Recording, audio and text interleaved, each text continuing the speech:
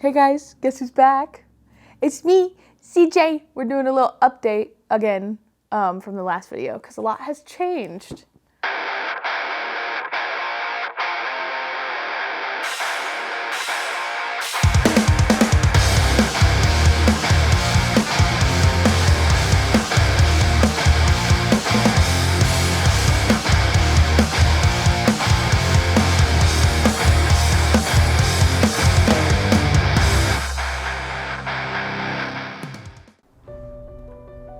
It was really difficult to get injured like right before the meet.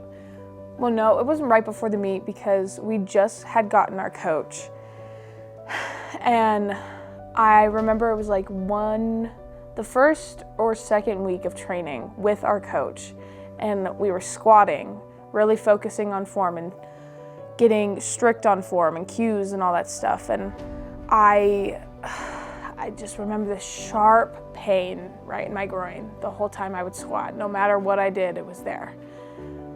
I think part of the reason the injury got so bad was because I didn't speak up that I was in pain when it first started happening, which is not good. If you ever get hurt in the gym and you have a coach, immediately talk about it because you will make it worse. So I think me not speaking up made it a lot worse than it could have been. And it was so frustrating because any of my other lifts, deadlifts, bench, I was fine, no pain. Walking, I was fine. But as soon as I would go down to squat, bending over, literally anything, at work, just living my life, it hurt.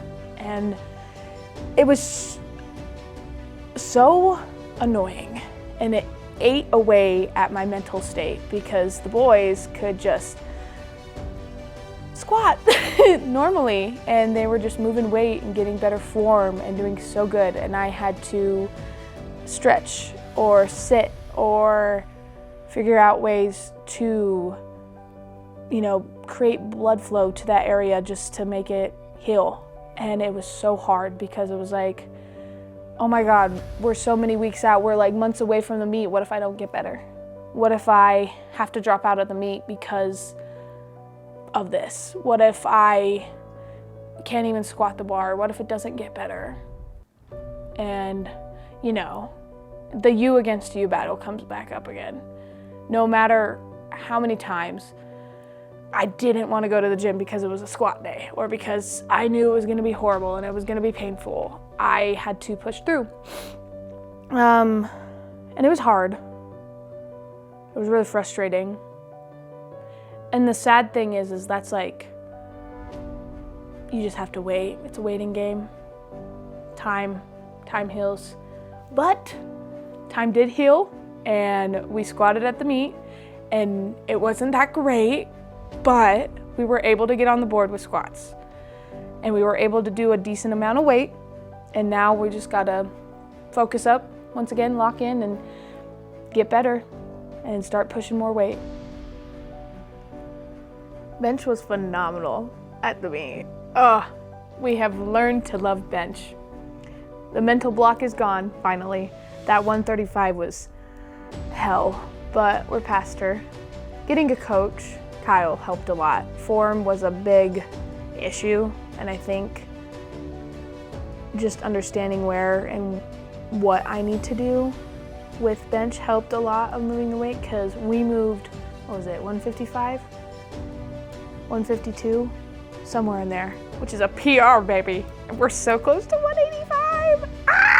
Oh, we love it. I've learned bench was so good.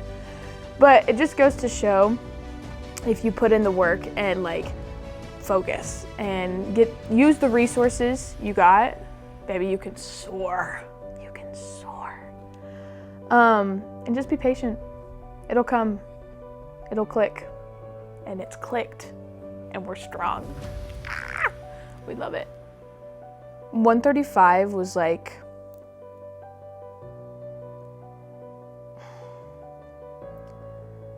if you can consistently hit this, you're strong. Kind of like a label for me, I guess. Like if I'm able to do that as a woman, it shows how strong you are and that you are the baddest bitch. Definitely was my own personal barrier that I created, because it was so scary. That's a whole plate for my little tiny chest muscles. So to see that loaded on the bar, it's like, my first thought was, oh my God, that's gonna crush me and my neck, and I'm not gonna be able to get that up. I think I did create it there, that barrier that was like, you're never gonna get this. So it was a mental block for sure. But I proved to myself that I can do it, and I did do it, and I'm still doing it, so. Finally getting past 135 is so nice. I do it as a warm-up now, which is such a surreal thing to say, because in my head back then, I could never even imagine doing it as a warm-up. For one, I'm a woman. That's already high for a woman. As a warm-up, babe, come on. The feeling of passing it though and getting comfortable with it, so nice. It was kind of like a relief, like, I can do this. Like, I can do this. Which is such a nice feeling to have. Everybody's different. 135 for me was scary. If moving the bar, just getting under the bar on bench is your barrier, that's okay. If you can't bench press 135, that's fine. That is so fine. Everybody is so different, and you just gotta take it one step at a time. Just get under that bar and get used to holding it. You don't have to press it, just hold it, static hold it. If it scares you, it's there for a reason, and you can prove to yourself that you are stronger than what your brain says you are. Bench is hard. Remember that bench is hard. And it's gonna take a lot of time, effort, and energy to continue to get better and move the weight and to get to where you wanna be. Be patient. If something isn't working, try something new. Change your form, change your feet placement, change your leg drive, your arm length, anything. Focus on your accessory muscles around the chest. Like, try anything and everything you can and just be patient. That's the biggest thing. And then when you find something that works, stick with it. Because that's what I did. Now my form is very, very particular in how I set up and how I do things because it works. Women in general, us ladies, have a hard time getting up high in bench. If you can't get up to 135, that's fine. That's A-okay.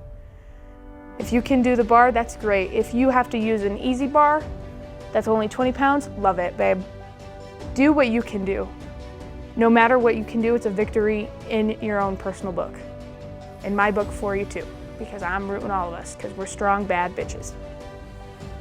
It's so natural to compare oneself to somebody you see on the internet.